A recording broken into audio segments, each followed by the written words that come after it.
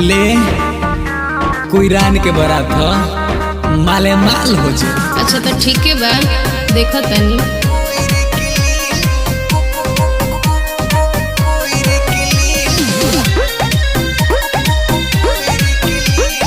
Mix by Vinod Singh.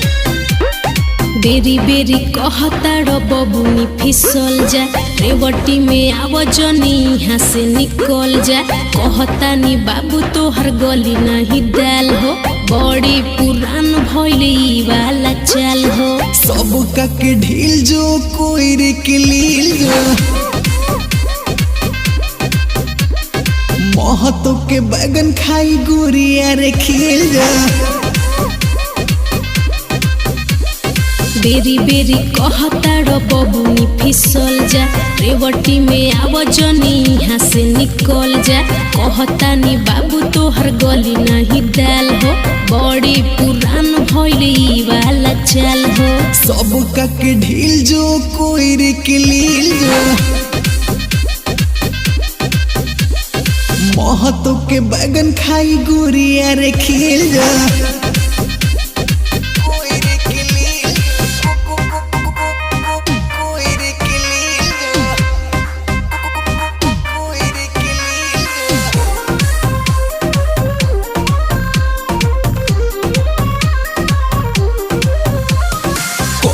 हिलाओ सब छूट जाई रे, डाल लपकुआ तोर टूट जाई रे। सुनो नहीं करम पारदा बाबू, 7 बजे भिरी होई गारदा बाबू।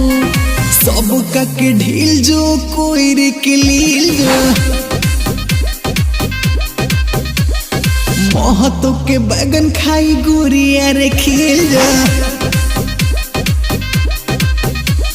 बेरी बेरी कहता बबुनी फिसल जा, रेवटी में आवजनी यहाँ से निकल जा। कहता नी बाबू तोहर गली नहीं डाल हो, बड़ी पुरान भइली वाला चाल हो। सब का के ढील जो कोई रे के लील जो, महतो के बैगन खाई गुरिया रे खिल जा।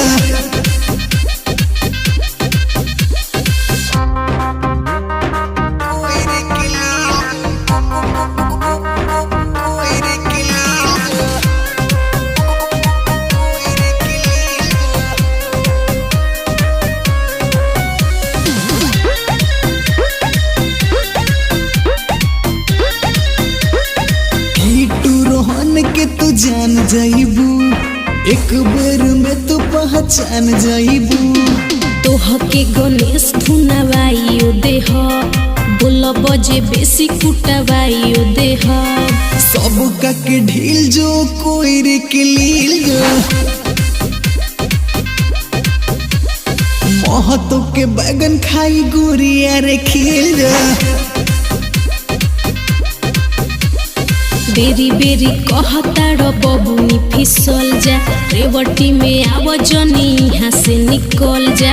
कहता नी बाबू तोहर गली नहीं डाल हो, बड़ी पुरान भइली वाला चाल हो। सब का के ढील जो कोई रे के लील जो, महतो के बैगन खाई गुरिया रे खिल जा।